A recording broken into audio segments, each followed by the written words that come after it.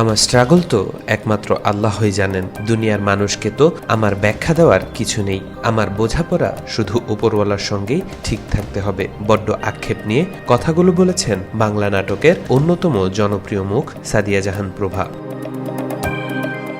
ব্যক্তিগত জীবনে নানা চড়াই উতরাইয়ের মধ্য দিয়ে যাওয়া এই অভিনেত্রী প্রায়ই বিয়ে সন্তান নিয়ে ভক্তদের অনাকাঙ্ক্ষিত প্রশ্নের মুখে পড়েন। তা নিয়েই একটি ভিডিও বার্তায় বিষয়টিকে অশোভন বলে মন্তব্য করেছেন।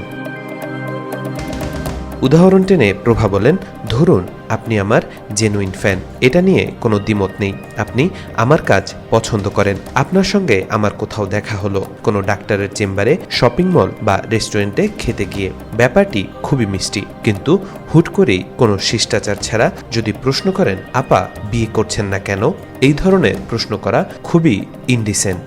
এতে খুব কষ্ট পাই। বিয়ে নিয়ে ভক্ত অনুসারীর ব্যবহারের সমালোচনা করে প্রভা বলেন, আমি না হয় নায়িকা, আপনাদের দৃষ্টিতে আমাদের জীবনযাপন অনেক উগ্র। আপনি তো আমার মতো না। আপনারা আল্লাহকে বিশ্বাস করেন না? জন্ম, মৃত্যু, বিয়ে, প্রতিটি বিষয় তো সৃষ্টিকর্তার হাতে নাকি? এই তিনটি জিনিস আল্লাহ একদম নিজের হাতে রেখেছেন।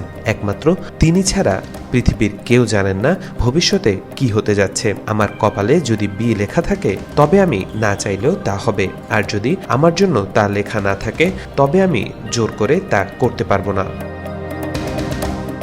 নিজের জীবন সংগ্রামের কথাও উল্লেখ করেন সাদিয়া জাহান প্রভা। তিনি বলেন, আল্লাহ ডেফিনেটলি আমার ভালো চেয়েই হয়তো অনেক কিছু আমার জন্য লিখে রাখেননি। আমার স্ট্রাগল তো একমাত্র আল্লাহই জানেন। দুনিয়ার মানুষকে তো আমার ব্যাখ্যা দেওয়ার কিছু নেই। আমার বোঝাপড়া শুধু উপরওয়ালার সঙ্গেই ঠিক থাকতে হবে।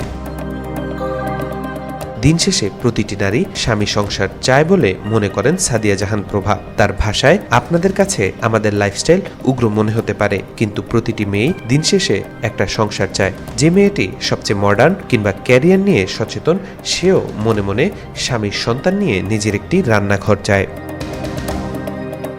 ব্যক্তিগত প্রশ্নগুলো মানুষকে আহত করে, এ বার্তা দেওয়ার পাশাপাশি পাল্টা প্রশ্ন ছুড়ে দিয়ে সাদিয়া জাহান প্রভা বলেন, যারা টক্সিক রিলেশন বা ভাঙা সংসার থেকে ফিরে এসে নিজেকে টিকিয়ে রাখার লড়াই করছেন, তাদের মনেও কষ্ট আছে। এ ধরনের প্রশ্ন করে মানুষকে কেন কষ্ট দেন? বাচ্চা তো সৃষ্টিকর্তার দান, যে চায় না তারও তো হয়ে যায়। আল্লাহর ক্ষমতা নিয়ে আপনাদের মনে এত সন্দেহ কেন? তাওফিকুল ইসলাম, আজকাল।